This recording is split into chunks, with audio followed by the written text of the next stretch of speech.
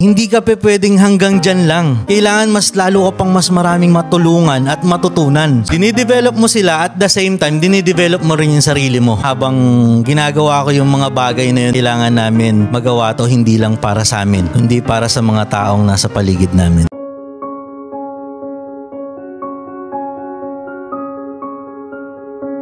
Sa buhay, hindi talaga mawawala yung problema. Hindi mawawala yung distraction. Hindi mawawala yung mga discouragement sa buhay. Unti-unti na ako na namumulat talaga na hindi pwedeng kung ano lang yung alam ko, hanggang dun lang ako. Kailangan matuto pa ako ng matuto.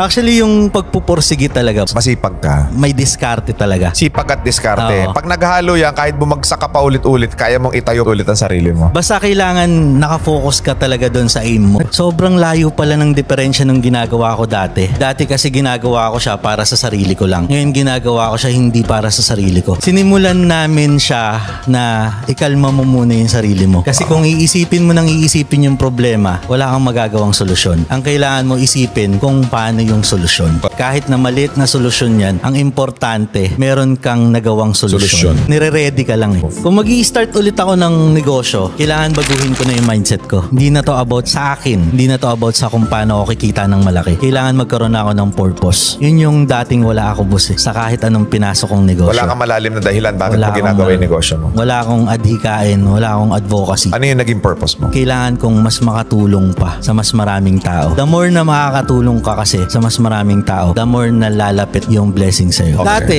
nabasa ko lang siya. Nung nararamdaman ko na siya, ginagawa ko na siyang purpose. The more na marami kang natutulungan, the more na mas marami kang nagiging income. Yung mga natutulungan mong tao, tinutulungan ka rin nila na mag-produce ng income na kailangan mo. Hindi ka nagdadamot sa kanila eh. Yung motto namin is, we don't build business. We build people. Then people build the business. Hindi ka pwedeng hanggang dyan lang. Kailangan mas lalo ka pang mas maraming matulungan at matutunan. Dinidevelop mo sila at the same time, dinidevelop mo rin yung sarili mo. Habang ginagawa ko yung mga bagay na yun, kailangan namin magawa to hindi lang para sa amin, kundi para sa mga taong nasa paligid namin. Wala naman talagang rason kung bakit hindi mo kayang i-achieve yung mga bagay na gusto mong maging eh. Once na meron kang kailangan gawin at alam mong eto yung purpose mo, wala nang kayang pumigil sa'yo.